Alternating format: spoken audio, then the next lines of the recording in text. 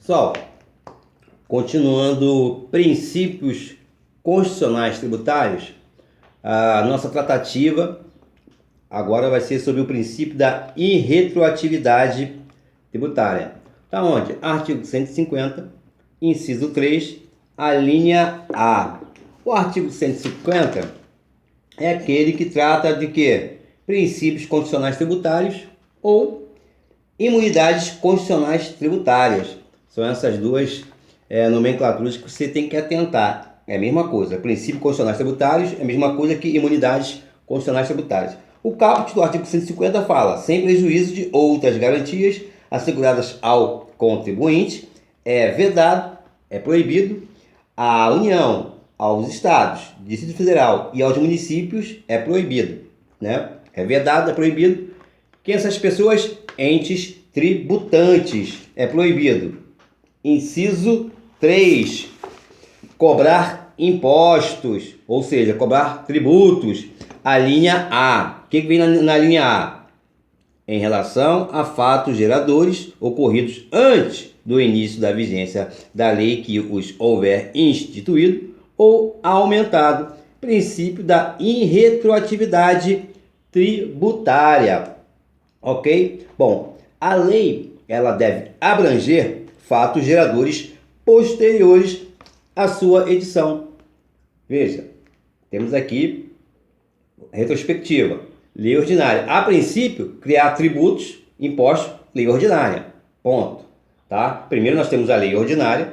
Já tratamos das exceções, que são três, que são criadas por lei complementar, tá? Congresso Nacional, lei complementar, imposto sobre grandes fortunas, empréstimos compulsórios, impostos residuais da União, tá? Esses aqui são criados por lei complementar, mas dentro do que? Congresso Nacional. Nós temos a exceção que é feita pelo presidente, decreto presidencial, que é o imposto de importação, imposto de exportação, IPI, imposto de produtos industrializados, IOF, imposto de operações financeiras. Ainda tem a CID e o ICM, sobre combustíveis, que também é decreto presidencial, tá? Então, o que acontece? Nós temos uma lei, né? Princípio da autoridade. Primeiro nós temos a lei para depois você cobrar, ok? A lei deve abranger fatos geradores posteriores à sua edição. Quer dizer, o seu efeito vai ser daqui a um ano. Para quê? Segurança jurídica, pessoa se preparar. Tá, esse é o esquema. Ano fiscal. A lei é criada esse ano para o próximo ano ser cobrado. Tudo bem que nós temos aí algumas leis, alguns tributos que têm o efeito da noventena. Ou seja, é feita nesse ano e 90 dias, né, já entra em ação. Tá? Já falamos também isso no vídeo passado. Bom, a lei deve abranger fatos geradores posteriores à sua edição, uma vez que sua eficácia é prospectiva, para frente. Não deve, assim, voltar-se para situações passadas, sob pena de se verificar uma retroatividade cujo postulado pretendemos evitar, né? Assim, preconiza-se o não retorno eficacial, mas a projeção, ou seja, para frente, a sua eficácia, né, do seu resultado para frente da lei, as situações futuras. Aplicar-se-á, portanto, a lei do momento do fato gerador e não aquela nascida posteriormente, sob pena de chancelar uma retroatividade. Bom, contudo, é possível uma exceção à irretroatividade. Tal atenuação não se refere a tributos ou alíquotas, mas a multas, tá? Que no processo civil nós chamamos de astreintes.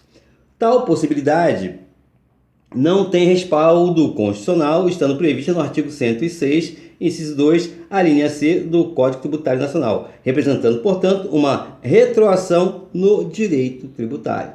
Ok? Frisa-se que não se trata de exceção concernente a tributos, mas a multas, isto é, sanção distinta, diferente do tributo. Com efeito, é que surge o princípio da benignidade ou retroação benéfica da multa, tá? Como nós temos até jurisprudência sobre isso. Bom, exceção ao princípio da irretroatividade. Em princípio, o fato gerador, aquilo que deu origem ao tributo, ao imposto, O fato gerador regula-se juridicamente pela lei em vigor na época de sua ocorrência. Assim, deve-se utilizar sempre a lei no momento da ocorrência do fato gerador, o fato que gerou o tributo, para a cobrança de tributo e aplicação de alíquotas, tá? Vide artigo 144 do Código Tributário Nacional também. No entanto, excepcionalmente, uma lei pode suprimir os efeitos da incidência da lei anterior, como nos casos do artigo 106 do Código Tributário Nacional. É o caso atinente à multa. Vamos ler o Código Tributário Nacional em seu artigo 106. Bom, artigo 106. A lei, Código Tributário Nacional. A lei aplica-se a ato ou fato pretérito, ou seja, passado, tá? Inciso 1. Em qualquer caso, quando seja expressamente interpretativa, excluída a aplicação de penalidade à infração dos dispositivos interpretados. Inciso 2. Tratando-se de ato não definitivamente julgado. Letra A, quando deixe de defini-lo como infração. Letra B, quando deixe de tratá-lo como contrário a qualquer exigência de ação ou omissão, desde que não tenha sido fraudulento e não tenha implicado em falta de pagamento de tributo. A linha C, quando lhe comine penalidade menos severa que a prevista na lei vigente ao tempo da sua prática.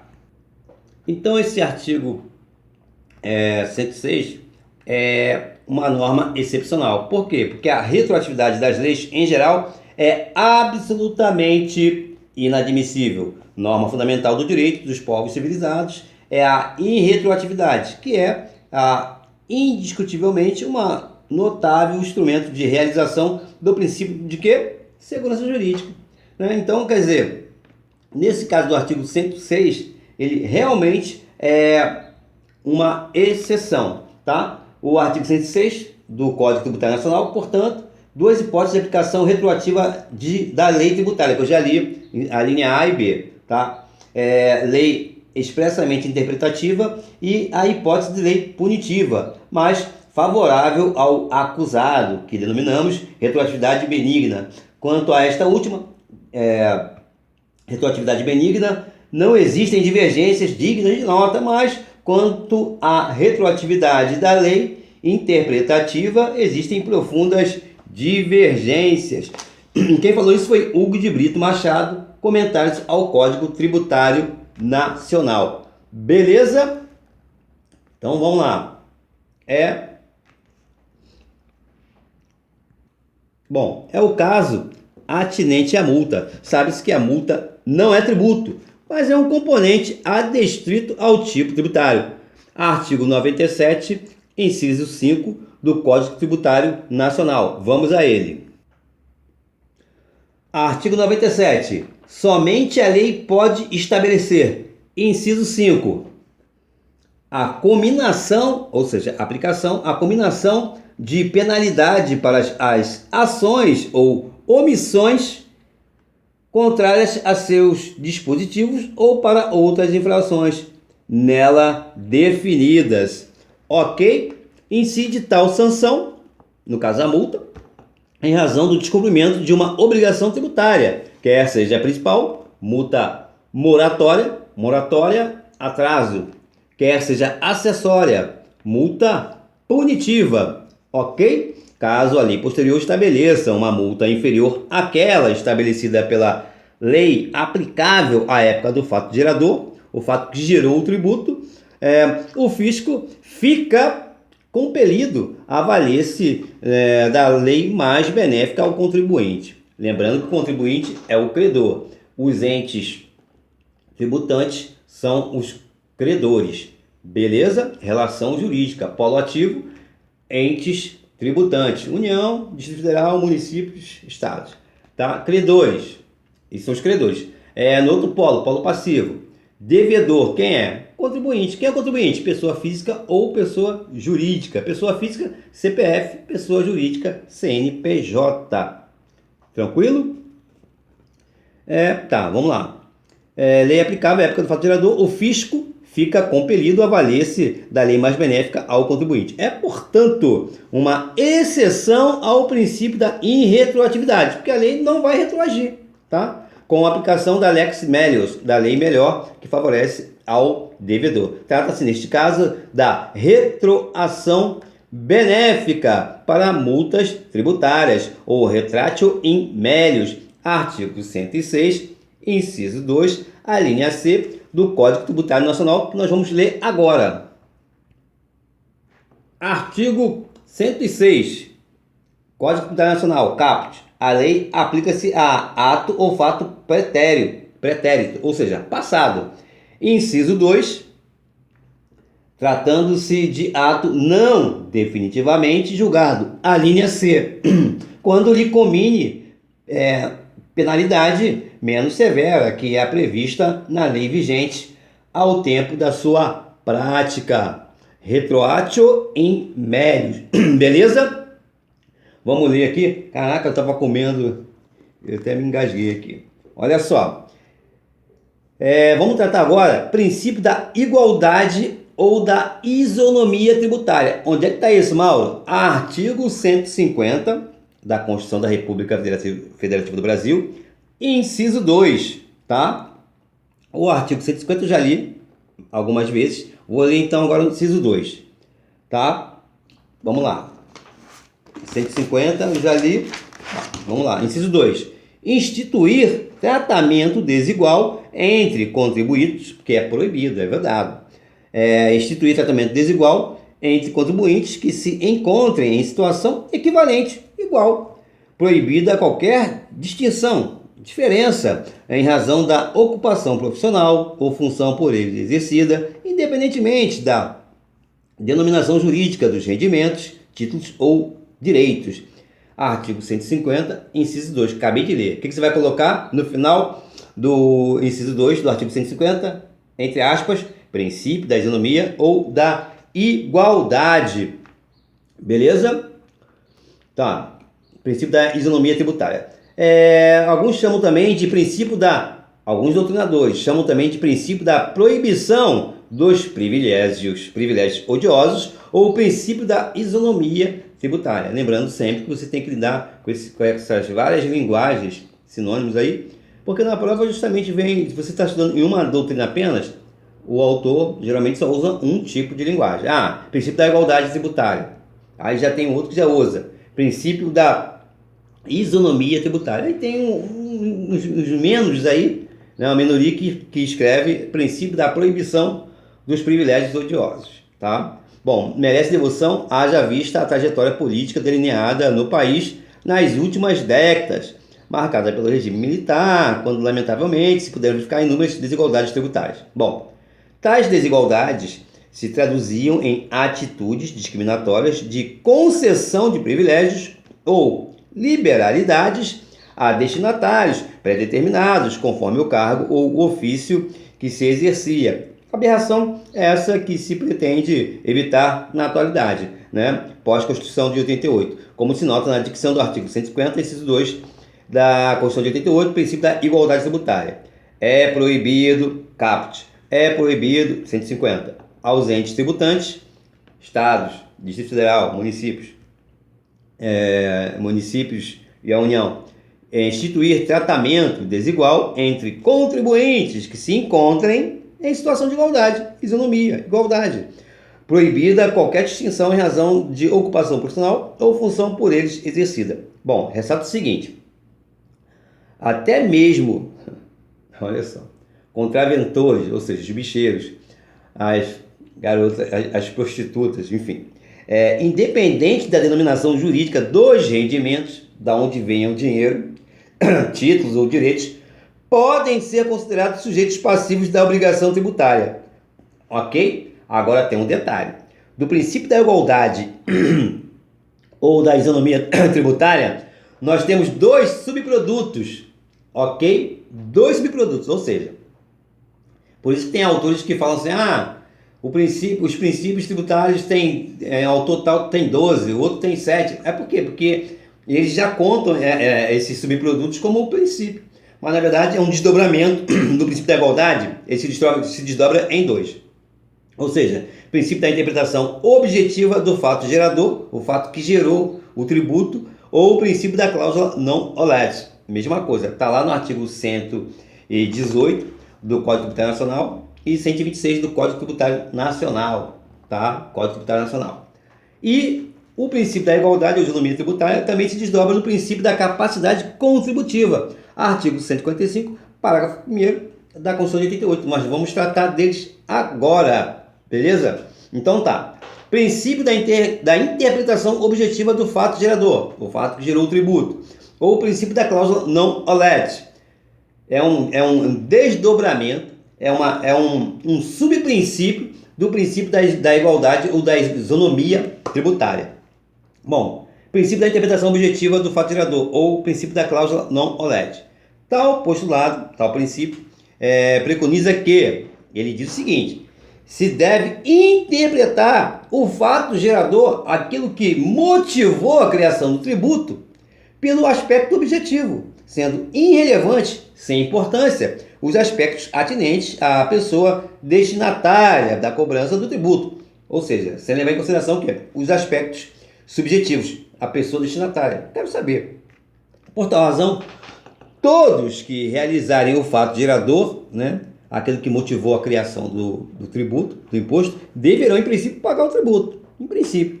Não se avaliam a nulidade do ato jurídico, a capacidade civil do sujeito passivo ou mesmo a licitude do ato que gera o fato presuntivo de riqueza tributável. Prevalece em caráter exclusivo a análise do aspecto objetivo do fato gerador em abono da equivalência necessária à sustentação do postulado da isonomia tributária. O que quer dizer o seguinte: eu não quero saber qual aspecto subjetivo. Se é prostituta, se é bicheiro, contraventor, se é traficante. Meu amigo, não quero saber. Todo mundo tem que pagar imposto, tá?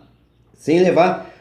Por isso que é princípio da interpretação objetiva, desdobramento do princípio da igualdade e da isonomia. Não vamos esquecer disso, tá? Então tá. É legítima a tributação de produtos financeiros resultantes de atividades criminosas, nos termos do artigo 118, inciso 1 do Código Tributário Nacional. Vamos a ele. Artigo 118 do Código Tributário Nacional. Vamos lá. A definição legal do fato gerador é interpretada abstraindo-se, inciso 1, da validade jurídica dos atos efetivamente praticados pelos contribuintes, responsáveis ou terceiros, bem como da natureza do seu objeto ou dos seus efeitos. Ok? Então, pouco importa o aspecto subjetivo, pessoal. Traficante, prostituta, contraventor, bicheiro. Meu irmão, vai pagar. O importante aqui é o aspecto objetivo do imposto. Princípio da capacidade contributiva. Também é um desdobramento do princípio da isonomia ou da igualdade tributária. Está onde? Artigo 145, parágrafo 1º da Constituição da República Federativa do Brasil. Vamos ao caput do artigo 145. Depois nós caímos lá para o parágrafo 1º, princípio da capacidade contributiva. Artigo 145 da Constituição. A União, os Estados, o Distrito Federal e os municípios, entes tributantes, poderão instituir os seguintes tributos. Parágrafo 1º. O parágrafo 1º, ele fala, vai colocar lá em cima do parágrafo 1º. Né? Artigo 145, parágrafo 1º, tu vai colocar lá em cima do parágrafo 1º. Princípio da personificação e capacidade contributiva. Vamos ler agora o parágrafo 1º. Sempre que possível, os impostos terão caráter pessoal e serão graduados. Princípio da progressividade. Segundo a capacidade econômica do contribuinte, facultado à administração tributária, especialmente para conferir efetividade a esses objetivos, identificar, respeitados os direitos individuais e, nos termos da lei, o patrimônio, os rendimentos e as atividades econômicas do contribuinte. Ok? Acabei de ler o artigo 145, parágrafo 1º da Constituição de 88, que é princípio da capacidade contributiva. É um subprincípio do princípio da igualdade ou da isonomia. Bom, o princípio da capacidade contributiva vem reforçar o princípio da isonomia tributária. Beleza? apregoa a graduação de incidência quanto a impostos pessoais no tocante à fixação de alíquotas diferenciadas, com o fito de promover a justiça fiscal. Pô, tem um milionário aqui, tem um trabalhador aqui, tem um desempregado aqui, né? Tem gente que não trabalha, que é autônomo, enfim. Então ele quer esses impostos pessoais para dar uma personalidade, um tratamento pessoal, tá? No tocante à fixação de alíquotas cobradas para cada uma dessas pessoas que eu falei, tá? Traduz-se no Brocard: quanto mais se ganha, mais se paga. Tal postulado remete o leitor à intelecção do conceito de progressividade de alíquotas. São exemplos de impostos progressivos com previsão explícita na Constituição da República Federativa do Brasil. Imposto de renda. Pô, se você ganhar mais, você paga mais imposto de renda. IPTU, tá? O IPTU a tua casa, você mora num quarto, sala, cozinha, vai pagar X, né? Uma casa aí, conjunto popular, vai pagar X, ou então tem isenção, não sei. Enfim, vai pagar X, metro quadrado. Se você mora numa mansão, o IPTU vai ser mais caro. Pô, é óbvio, pô.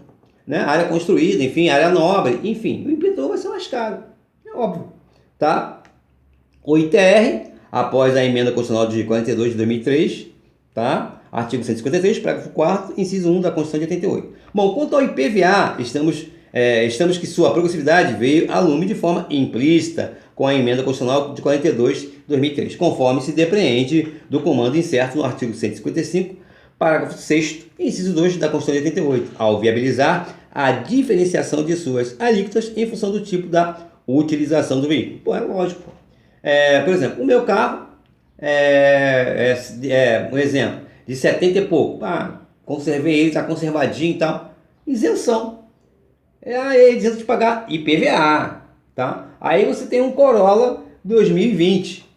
Bom, o IPVA dele é mais caro que um Corolla 2018, 2017, né? 2019. É mais caro. Carro mais novo, o IPVA é mais caro. Beleza? Tranquilo. Bom, vamos falar daqui fazer um adendo para falar. Estou com tempo aqui, estou com um tempinho aqui. Vamos falar da progressividade do IPTU, que é um imposto cobrado pelo ente tributante municipal, esfera local, tá? O IPTU é um imposto incidente sobre a propriedade, ou seja, ele é um imposto real.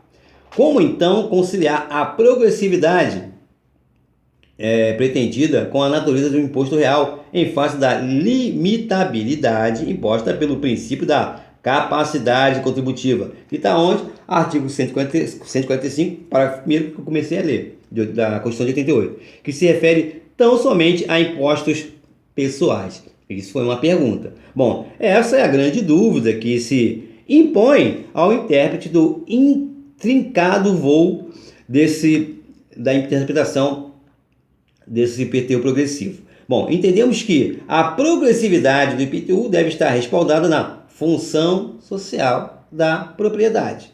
Artigo 156, parágrafo 1º, inciso 1 e 2 da Constituição de 88. Vamos lá, artigo 156. Vamos ler o caput aqui.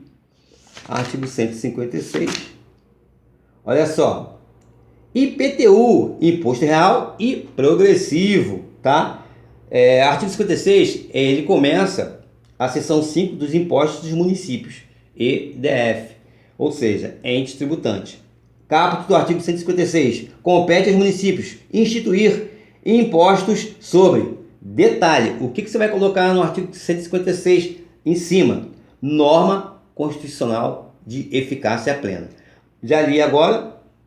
O caput compete aos municípios instituir impostos sobre, inciso 1, propriedade predial e territorial, transmissão e intervios, inciso 2, que é o ITBI, serviço de qualquer natureza, ISS, tá?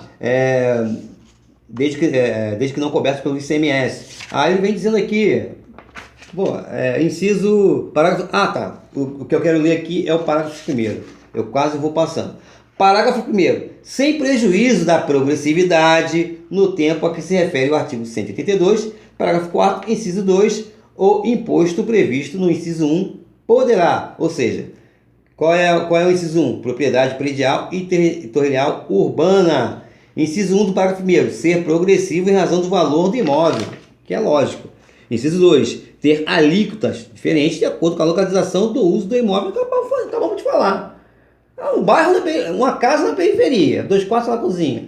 Uma casa, um imóvel num bairro classe média e um outro na classe alta. É lógico que vai ter alíquota, né? Alíquota diferente de acordo com a localização. O bairro nobre, o IPTU mais caro. Bom, uma coisa você morar em Copacabana, outra coisa você morar no Flamengo, é um pouco mais para trás, Botafogo, mas também é bom, Laranjeira. Outra coisa você morar na comunidade, morar em Bangu, né? Dando um exemplo aqui do Rio de Janeiro. Beleza? Então tá. Então já li aqui o artigo 156, parágrafo 1º, inciso 1, inciso 2, eu já li aqui. Tá? 156, parágrafo 1º, inciso 1, inciso 2. Isso aí. E é bem esclarecedor, né? Nós acabamos de falar aqui, sem ter lido antes aqui o artigo. E tem também o artigo 182, parágrafo 4º, inciso 2, tá? 182, vamos aqui, rapidola, já tô com ele na mão. Política urbana, artigo 182. A política de desenvolvimento urbano executada pelo poder público municipal, conforme diretrizes gerais fixadas em lei, tem por objetivo ordenar o pleno desenvolvimento das funções sociais da cidade e garantir o bem-estar de seus habitantes. Parágrafo 4º. O parágrafo 4º do artigo 182 vai escrever em cima do parágrafo 4º, princípio da progressividade. É facultado ao poder público municipal, mediante lei específica para a área incluída no plano diretor, exigir nos termos da lei federal do proprietário do solo urbano não edificado, subutilizado ou não utilizado, que promova seu adequado aproveitamento, sob pena sucessivamente de... Aí vem aqui, parcelamento ou edificação compulsória, que é o inciso 1. O inciso 2, imposto sobre a propriedade predial e territorial urbana progressivo no tempo. Então, é o princípio da progressividade, tá? E ainda tem o artigo 5º, inciso 23 da Constituição de 88. Bom, esse inciso 20 e artigo 5º, 23. Vamos lá, só para a gente fechar aqui o raciocínio, não ficar em branco. 23, olha só, artigo 5º é domínio público, tá? Não vou nem falar do artigo 5º da Constituição, isso é domínio público. Independente do curso de direito, todo cidadão brasileiro tem que ter conhecimento do artigo 5º. E inciso 23, tá? Que fala sobre a progressividade do IPTU, vamos lá. O inciso 23, tu vai colocar lá em cima, função social da propriedade. Vamos lá no inciso 23 agora. A propriedade atenderá à sua função social.